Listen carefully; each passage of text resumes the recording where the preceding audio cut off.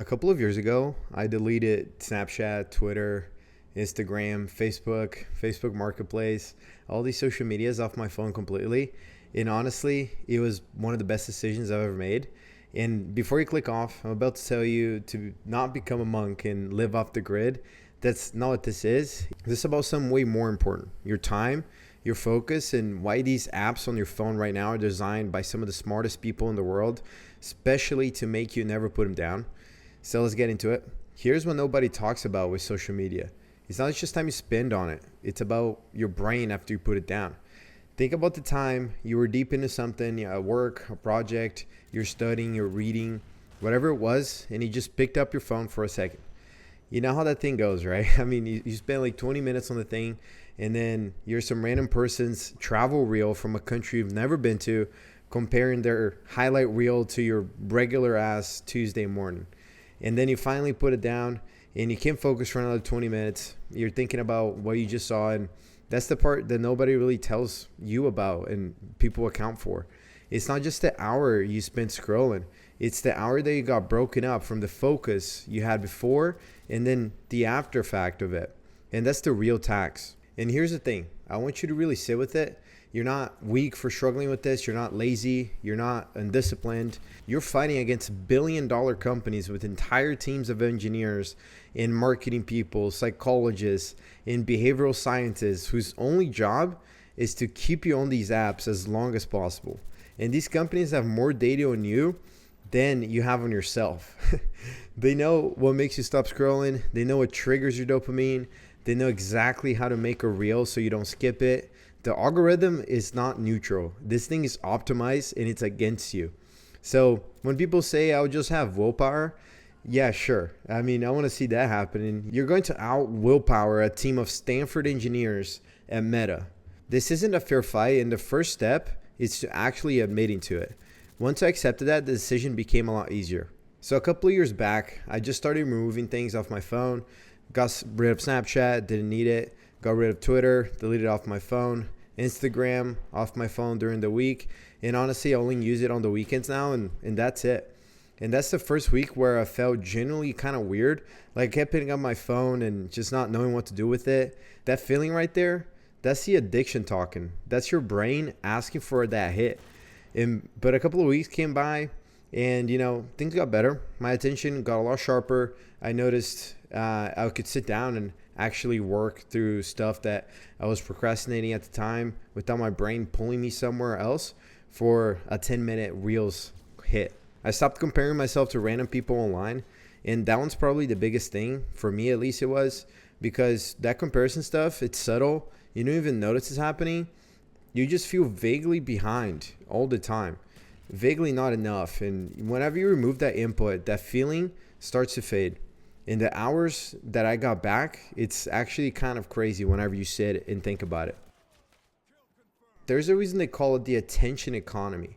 Your attention is the product, and the more they have it, the more ads they can serve you, the more money they make. It's pretty simple, actually. And every feature on these apps, the infinite scroll, the autoplay, the notification badge, the pull to refresh, it's all designed around keeping you longer in these apps. Pull to refresh is literally the same mechanism as a slot machine. Like you pull down on the thing and wait to see what you get. It's not an accident. These people have been studying this for years, and it's the choice by design.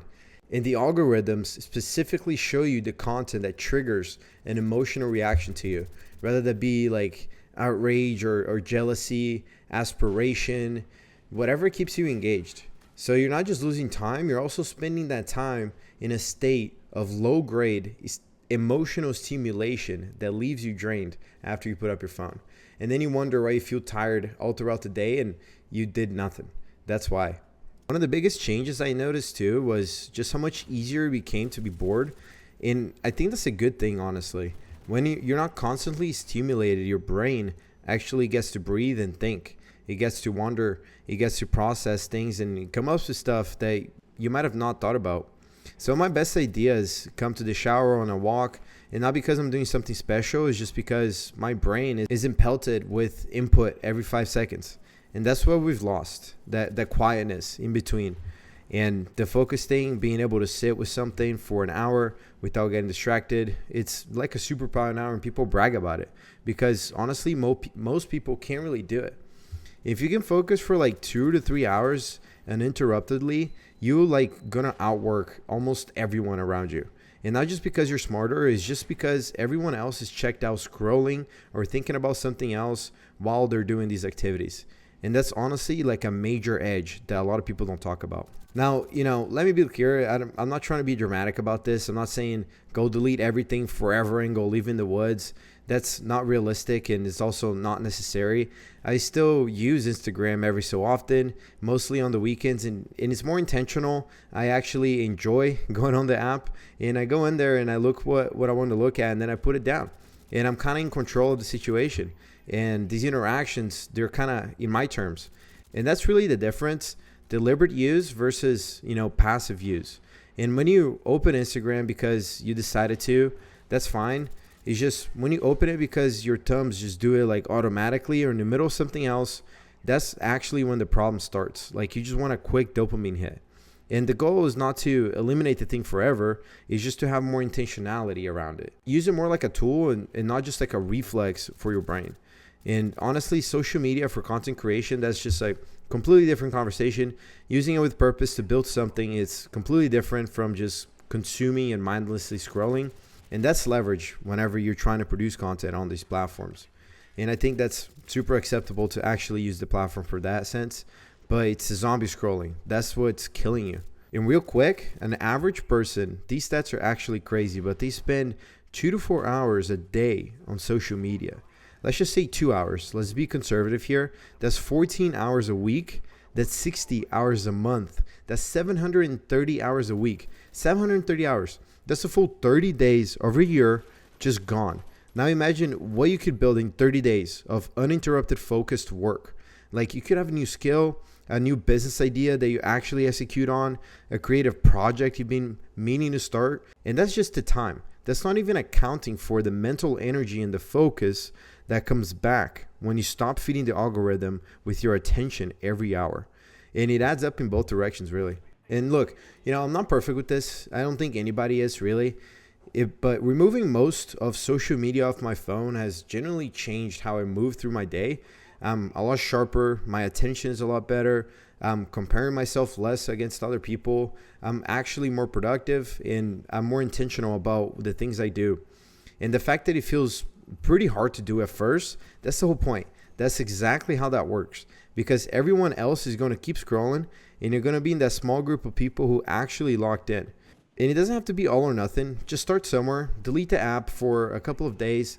Put your phone in another room whenever you're working. Check Instagram on the weekend. Start with Brick. That's a great app that you could actually have in your phone where it blocks all these different apps. You just got to start with something and be more intentional about it. Because the time, it just passes away fast. And the question is, are you going to be using it for social media and mindless scrolling, or are you going to be intentional with it? I appreciate you guys watching. Drop a comment. Let me know what you guys think. What app's the biggest time killer for you? And I'm curious. Let's talk about this in the comments. And I'll see you in the next one. Don't forget to leave a like and to subscribe. I'll talk to y'all soon.